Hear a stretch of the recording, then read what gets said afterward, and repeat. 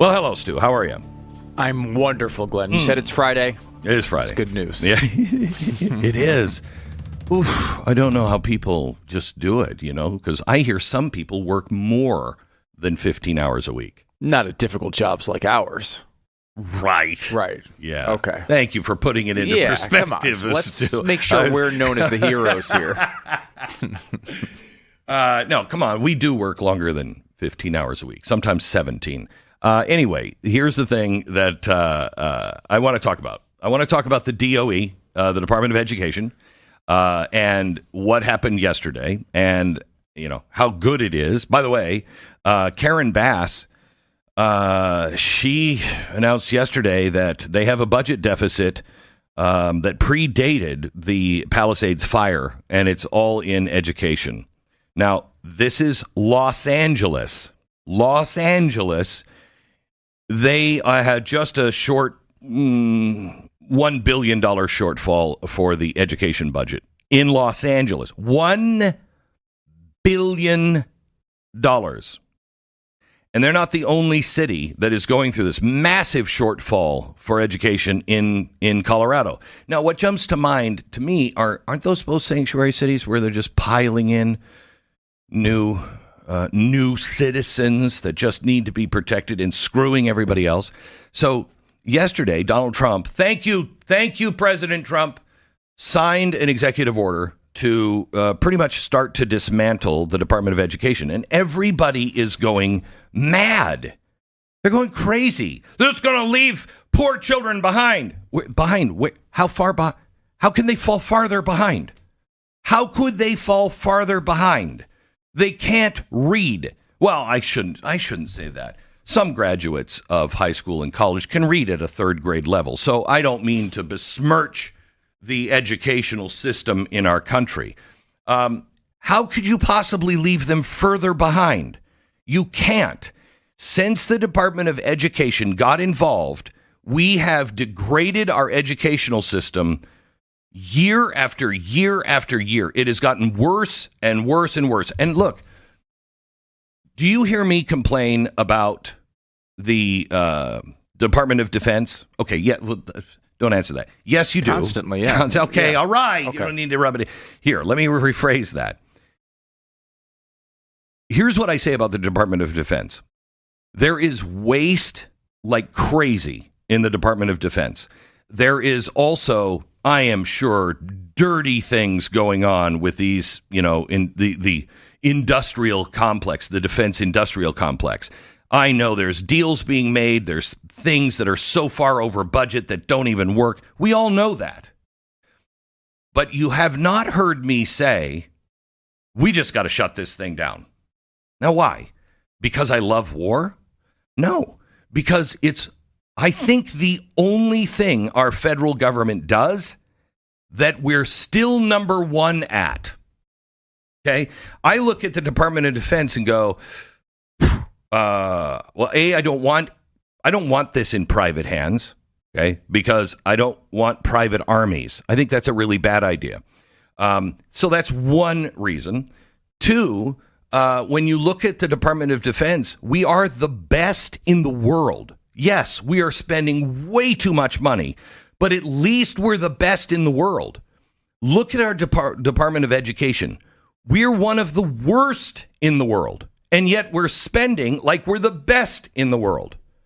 So show me the evidence that this is doing anything but crippling our children.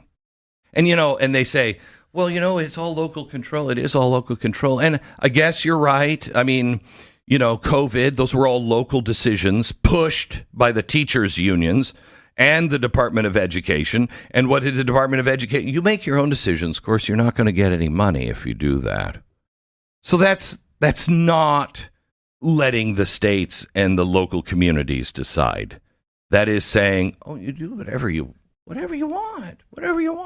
Yeah, it's. I love their combination argument here, which is like, oh, well, the local and states are doing all the decision making here, but Donald Trump is gutting education. Yeah. Well, wait a minute. Well, that's going to shut everything down. How is he gutting education if you guys are the ones doing everything? I don't understand. How does he have any power to do that?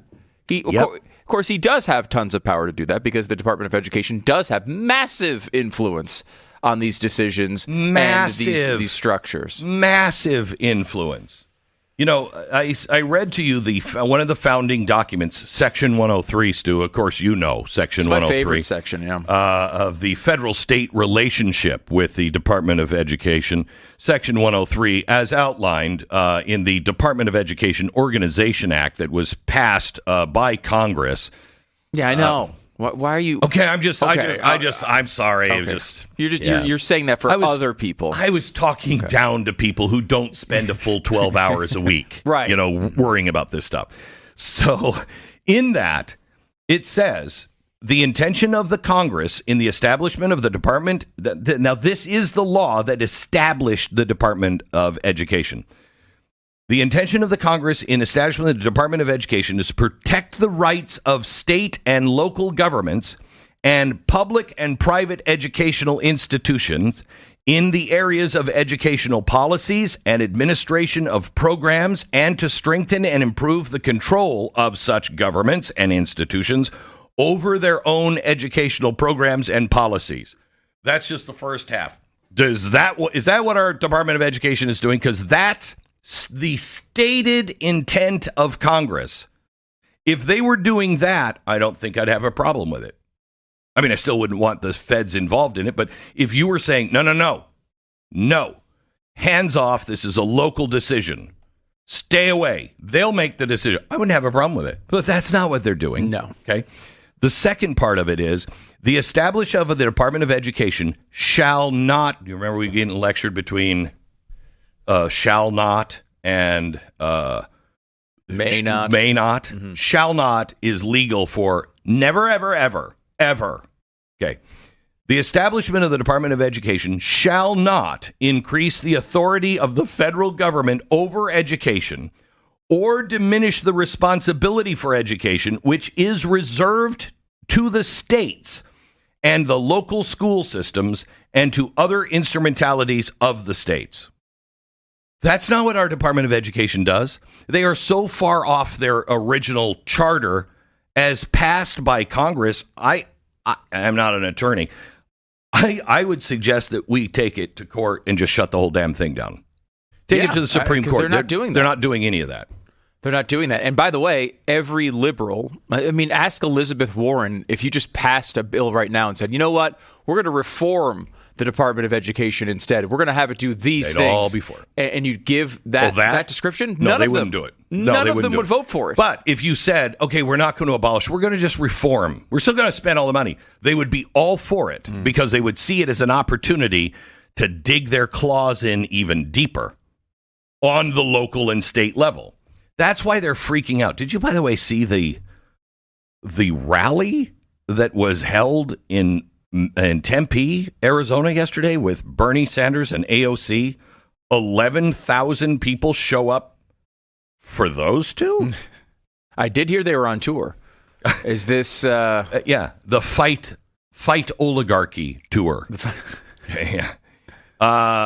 11,000 people took time out of their day to go see Bernie Sanders and AOC. Now, that says something to you. That means every communist in Arizona was in one place last night. Okay, that's what that means. Or this is all AstroTurf. This is what they always do. This is what they always do. They take the money that they raised for their last election. I don't know because of Doge, but it would have been every organization that was being paid by the government for NGO stuff. That money would have been funneled into this tour, et cetera, et cetera. They have no problem with tours, and they have no problem organizing things. The union was involved. UAW was involved in this. Now, there's nothing yet that will show us that this was an AstroTurf thing. But when was the last time you saw 11,000, not in an election year, not even in an off election year, but in a year where there is no election, 11,500 people in one town decided to get together and listen to the Father Time and a bartender.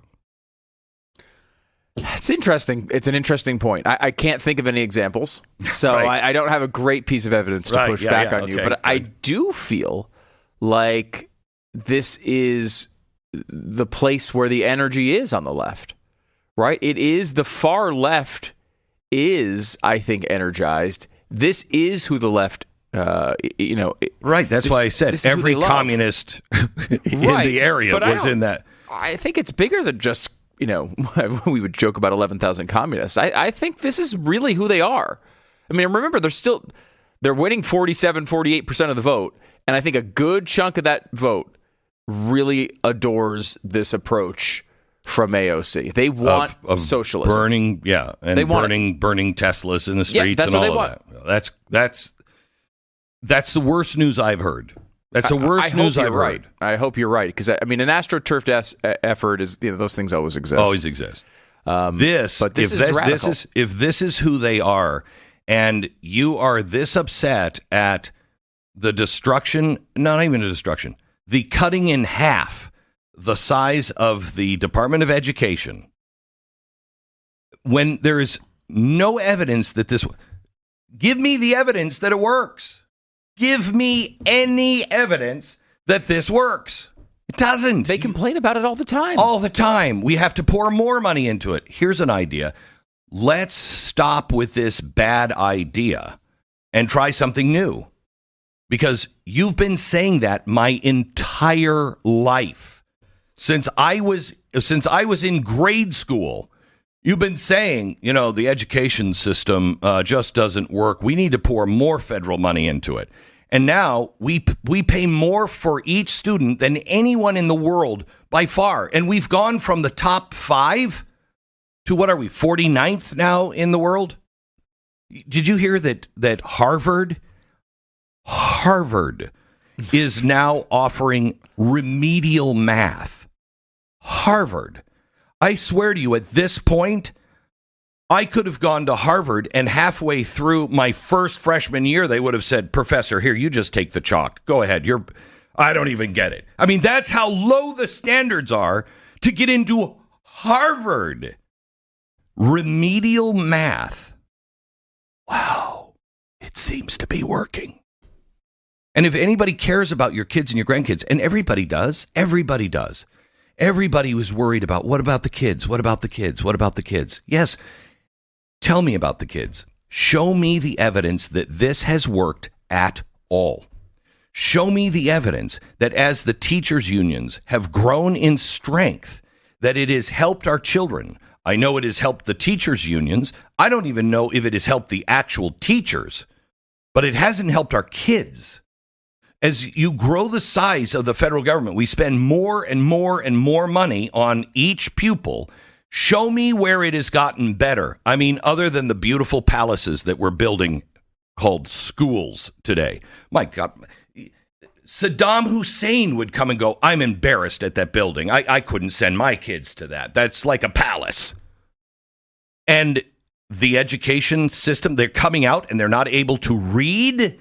They don't know anything about history. They are getting remedial math at Harvard. Come on. You're just living a lie. If you don't want that examined, cut back, and say, we got to try something new, congratulations. Welcome to North Korea. I mean, without the starvation and the actual communism. NMLS 182334. NMLSconsumeraccess.org. APR for rates in the 5 starts at 6.799% for well-qualified borrowers. Call 800-906-2440 for details about credit costs and terms. Sometimes the biggest victory is also the quietest. There's no fanfare. There's no trumpets blaring. It's just a moment at night when you can roll over and go to sleep without spending half an hour thinking about, what are we going to do? How am I going to make these payments on our mortgage? How are we going to pay the credit cards and everything else? In those moments that you spend playing with your kids without half of your brain busy trying to figure out a way to make sure you got something for your kids. It's those little moments where you have complete peace of mind because you did the right thing. Now, may I suggest, if you are behind with credit card debt and everything else, and just about everybody is, you're not alone. Call American Financing and do it today. You want a little help for complicated problems in life? Here it is. That's what American Financing does. They help you solve those problems. You could be saving hundreds of dollars a month, maybe as much as $1,000, and not even know it, that you could do that until you pick up the phone and call American Financing. 800-906-2440. 800-906-2440. Go to AmericanFinancing.net. They're salary-based mortgage consultants. They're not trying to sell you anything. They work for you. Give you that peace of mind that you're looking for. AmericanFinancing.net. 800-906-2440. 10 seconds. Station ID.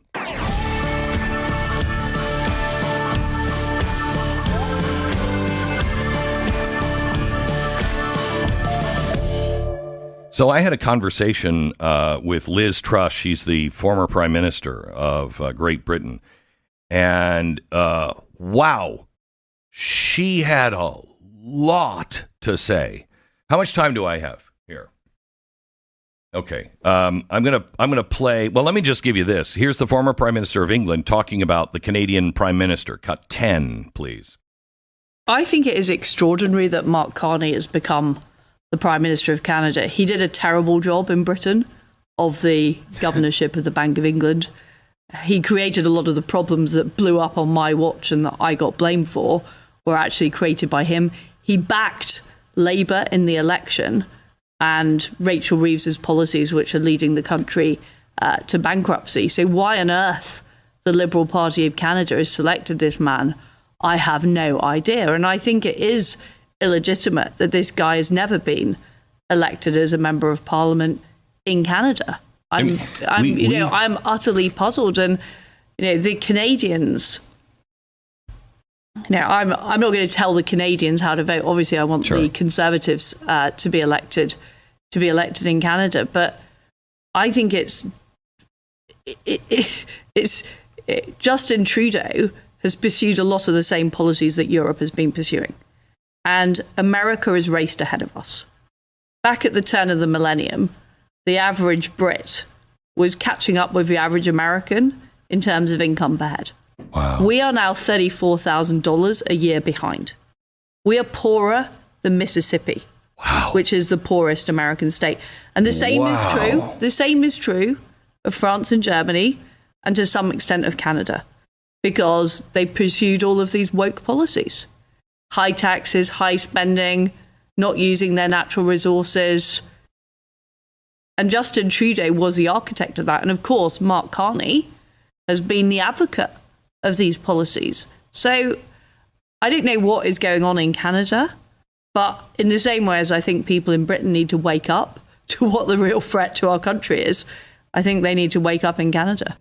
You're not going to believe what a former prime minister is saying about her own country. The details of what's happening in Great Britain are absolutely shocking.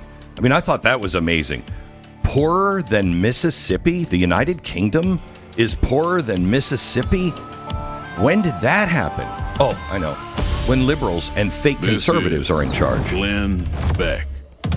By the way, Britain is a failed state. It's the podcast. You can find it everywhere tomorrow. It's on Blaze TV now. When it comes to confrontational situations, you have to act pretty fast. It would be great if that guy, with a baseball bat would sit back and give you a couple of minutes. Hang on just a second. I got to think about how I'm handling that. He's not going to do that. So that leaves you with very few options, and none of them great. You could shoot the guy. It's your right to defend yourself. And you'll probably, unless you live in New York, California, Hawaii, you're probably going to get away with it because you were defending yourself. But you're going to tie yourself up no matter where you are in court for a long time. You could try to pepper spray him and hit him with those brass knuckles that you've been carrying around since high school. I mean, that made you look super cool, but it's not going to work. Here's what you can do. A Byrna launcher. If you have that, it's like a gun, looks like a gun, but it fires kinetic and tear gas rounds on a CO charge.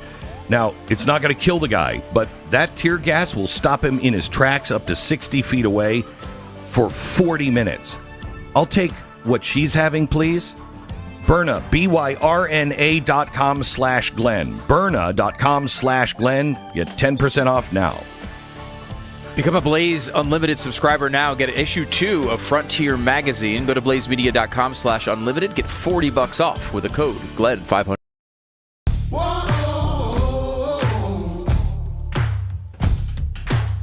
Welcome to the program. So, Stu, have you heard about DoorDash, what DoorDash is doing?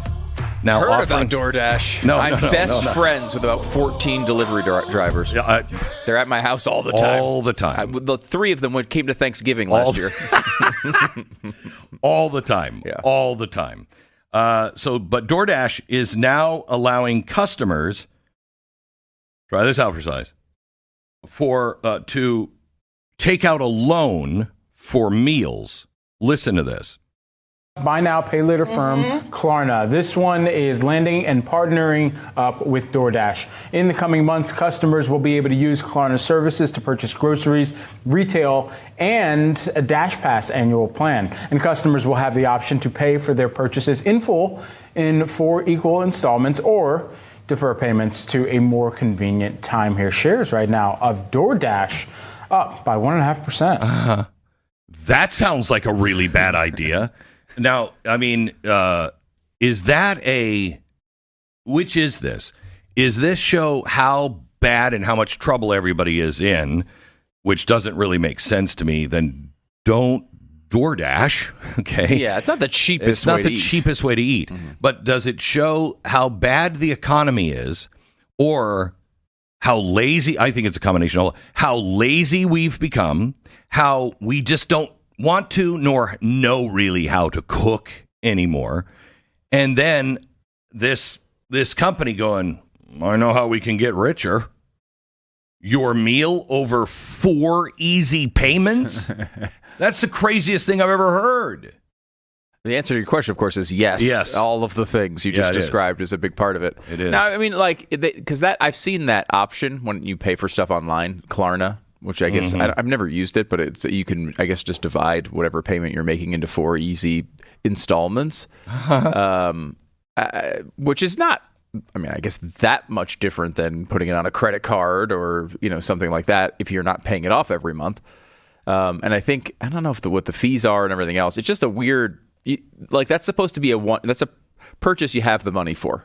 When you're buying DoorDash, like there's a little bit of a luxury there, right? Like someone's dropping it off at your house, you're buying it. There's all sorts of upcharges in it. That's not an economical way to eat, but right. It's a great luxury. It really it's a luxury, but it is becoming such a standard now that people are not looking at it as a luxury. They're like, this is just the way it is. No, not really anywhere but America. It is a luxury, and it does have a cost to it if you are looking to save money. If you're in a place where you're like, I got to take a loan out for dinner, DoorDash is the last place you should be calling. Yeah, no, it's true. Even if you you got to drive out and get the stuff. Like, you're going to save yourself, like, what? $12, right? Like every single time you order something by just going out and picking it up yourself. And even that quite clearly is not the cheap way to eat. Going to restaurants used to be the luxury. Yes. Right now it's the restaurant COVID. Plus delivery. I know. Plus 4 easy installments. That is crazy. That's one of the and because the way people will justify it in their head is it's no different than credit. I'm using my credit card already. Okay. All right, but it's not saving you money. It's if you pay it at a more convenient time, Glenn. Yes, I love that term with, I'm sure, interest. Yeah, I don't know. Yeah, I mean, it's got to be right. How else are they making money? Yeah, I don't know. Why would they do it? It's not Mother Teresa, right? Ringing up the bill. You know what? I think they're really suffering. Let's just pay for it. There's one of these services, I'm not sure if it's this one, that gives you the option of essentially breaking it up into multiple payments. And then if you don't pay it by the end, you start getting the interest. So, like, in theory, okay, you want to break it up for 4. You're not necessarily paying the interest there. At that point, it's not that much of a downer. But, of course, the company is obviously believing you're not going to make those payments. I know. Or they don't have a business. It's not good when you put things off that you could pay when you're in trouble already. Don't Don't be the United States of America. But Don't be the United States of America. can we start paying for our, giant programs that waste money like crazy in 4 easy installments? You know what I'd like to do? I'd like to be able to go to the Federal Reserve and say, hey, can you print some money? Give that money to me for 0 interest. I'll pay you back, wink, wink. But I'm going to have somebody else take a loan on me paying it back, and I'm just going to keep rolling it over and over and over and over again. That'll work for a while because that's what they do. You can't do that. You can't do that.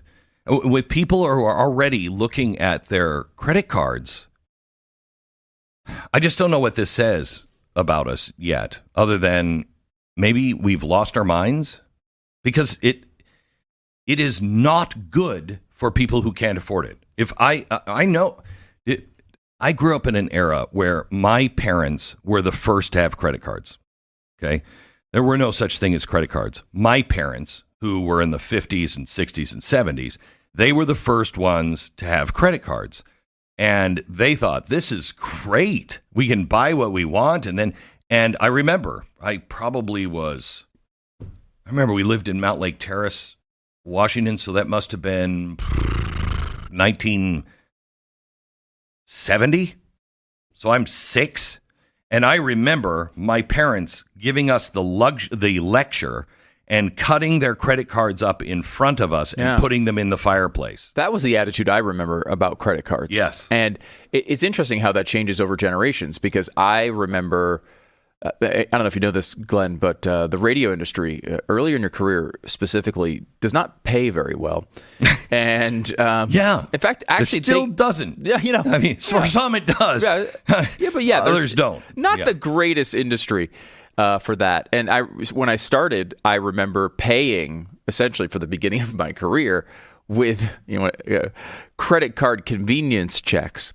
Now, this is a theory that is it's still better than the way the U.S. government runs itself, but it's not a good financial theory, because they will send you these checks. And you ever see these where they send you these like convenience checks, and they're like, hey, you can use this for paying off a balance of a different credit card, or you could pay for something that you need. Essentially, it works like Ponzi.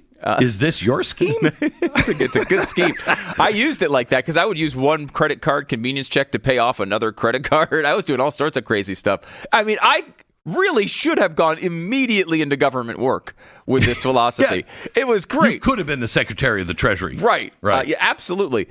And it was not a great idea, but it was interesting that while my parents were like, credit cards are evil, I pretty much embraced them. And I think now my philosophy is outdated, and people are going beyond that. And they're saying, not only are credit cards totally fine, we could break up our DoorDash payments into 4 easy installments. There's another article in the Prep today about how we're seeing car payments not being made at levels that are showing shadows of 2008, 2009. That's terrifying. It's coming. All of that adds up. And then add on to that we now have a generation of people who just believe all of this is owed to them. I know. Right? They went through the COVID thing where they were getting checks in the mail all the time from the government. They believed all of this should be taken care of when things go wrong. Everyone has this idea that the government is supposed to step in and be mommy and daddy all the time. It's not going to happen. I am so lucky. I actually learned that lesson because I remember standing there. I had 6. I didn't know what credit cards were, debt was, nothing. I remember I had to be maybe 5, but no older than 6. And I remember them giving this lecture to us kids and cutting the cards up. And when I turned, 18 and going out on my own, I did not have a credit card. I paid for everything in cash, and I struggled for decades, again, radio, decades to make the payments on, whatever the rent was or anything else. But I did not have credit cards. The only one that my folks said, if you're going to get a credit card, American Express, and pay it off every month. I remember hearing the same spiel. And it's true. If that's the okay kind of thing, that was before, because that was before debit cards. Right. You know what I mean? So you didn't have all the, it was as a hassle. So I'll pay it off at the end of the month. But you weren't looking at that going, am I going to be able to make this payment? That's what everybody is doing now. And it's because the economy is so bad. Don't add breaking your dinner up in 4 easy payments. I mean, I could even see this at a grocery store. That a grocery store says, look, we're going to break up your groceries in 4 easy payments for you. Unfortunately, you're going to be back at the grocery store every single week. So you're just going to get behind, even if there was no interest. And, and when it comes to food, what are you going to do? You got to do what you got to do. But food at the grocery store, not at a restaurant. That's horrible. You have to say that, isn't it? Isn't it? It says something about us that you would have, that we don't have the common sense to know, well, stop getting DoorDash every day. I mean, that's what an accountant would say. Well, you're eating out every night? Getting DoorDash? Yeah, stop that. This is just it's a totally new attitude, this pushback on just like you're supposed to work for the things that you have. And I've seen all the time on, you read some of these like Reddit is a really good example of this. They're constantly complaining that they have to have jobs. I see it's all the time. It's amazing how much complaint there is that you're supposed to work. Like you're supposed to have a job, and you're supposed to I don't know, generate something of value for society. So there's going to be two societies that are going to come right now. There's going to be those who understand it's work, understand that you have to work. Because not everybody, it's not going to last long. I mean, soon you won't have to. You'll just get, you plug into the machine and you can do whatever you want and you'll get a stipend. That's what is coming. Like a universal basic income. A universal basic income. Yes, it is. But the ones that will succeed and weather the storm, they're starting right now. They're going, wait a minute. That sounds like a bad, I don't want that. A lot of people do. They just want to, I just want to live my own life and I don't really care. And, and that's we're all different. That's not me. But there's going to be a group of people that are deciding right now. And I think it's the Generation Z that is really going to lead this, that are going to be, I don't want any of that stuff. I don't necessarily want the big house. I don't want, this or that. But I also don't want to be sitting around and waiting for a government check. I want to do something myself. I want my life to have meaning. I want to improve myself. Have you ever, my mother used to always say, clean your room, you'll feel better. What? No, I won't, because I concentrated on cleaning my room. But she was right every time. I never told her this. Mom, sorry. I never told her this. But every time you would have a clean room, you'd be like, I do feel better. Oh yeah, there's a level of accomplishment. Absolutely. And that's it. Yeah. It's the first time you actually feel a level of accomplishment on something. And we don't have that. And that's real. And it changes your life. And I think that's going to be rediscovered, I hope, by more than half of the coming Generation Z. But at least a good portion of us are going to return to those, and those will be the ones that will lead and not follow. Imagine a giant oak tree in a windstorm. Ton of leaves falling and flying away. Branches are swaying back and forth. The mighty limbs are creaking and groaning. But the tree doesn't fall down. It doesn't uproot or break. And eventually the storm passes. Now, why? Because unlike things like palm trees that have no real root system that goes down, these giant trees, what you can't see is what's happening underneath. A tree is protected by a system of roots that bind it to something solid called earth. Lear Capital understands that the wealth you've been working for all your life is like that tree. And you can either have all your wealth in the palm trees, which is not going to help you when the storm comes, or you can have them deeply rooted. If it's rooted in something solid, something that is a known hedge against storms, gold or silver, then when the storm passes, it will still be there. I want you to call Lear Capital today at 800-957-GOLD. 800-957-GOLD. Get your free $4,200 gold report. We're still over $3,000 an ounce. That is crazy.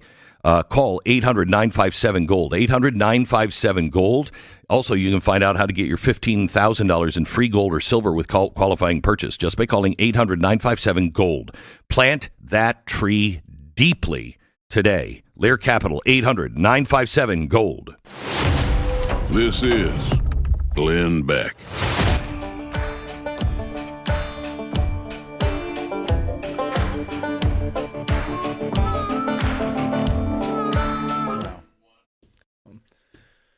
Artificial intelligence is everywhere. It's writing Hollywood movies that right now to kind of even make less sense than the ones that humans wrote.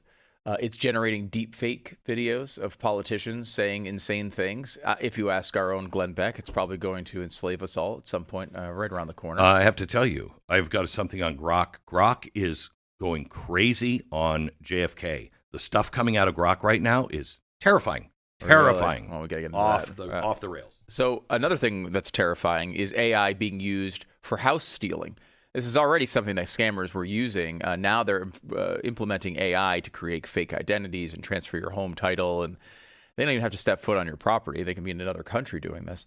One day you own your house. The next, some guy you've never heard of is taking out a giant loan against it. And the bank, well, they're not bothering checking with you first. This is why you need Home Title Lock. Their triple lock protection gives you round-the-clock monitoring, instant alerts if anything changes. And, if something does happen to your title, they're going to work with you. They've got a U.S.-based team that works fast to restore it at no extra cost to you. And because Home Title Lock actually wants to stop these criminals before they come to your house and come you're some victim of a scam, they're giving you 30 days of triple lock protection right now. Just use the code BLAZE. Go to HomeTitleLock.com. HomeTitleLock.com. The code is BLAZE. HomeTitleLock.com.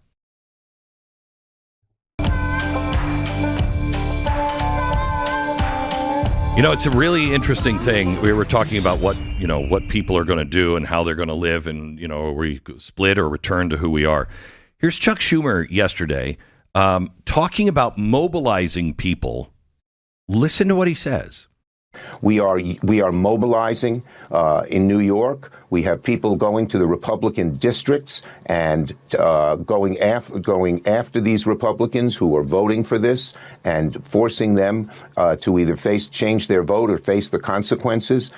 This is a long, relentless fight that we fight every day. And I am confident that we will bring Trump's popularity, numbers, and strength down if we keep at it and keep at it and keep at it. Interesting. Now, here's the other one. This is all from the people who brought you the burning of Teslas in the streets and BLM. Cut 4. Listen to this. This is Jasmine Crockett.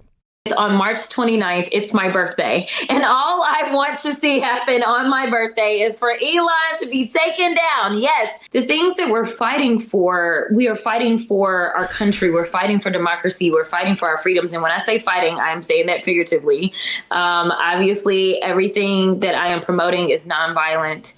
I couldn't get away with that, obviously. Definitely don't want anyone to take that word literal in any way. Mm-hmm. But I think that it is important that we say that we stand for freedom in this country. We stand for our Constitution in this country. I mean, it's laughable. I mean, she's an absolute idiot. But she was more guarded than Schumer was. She sounded reasonable compared to him. Yeah. Amazing. This is Glenn Beck.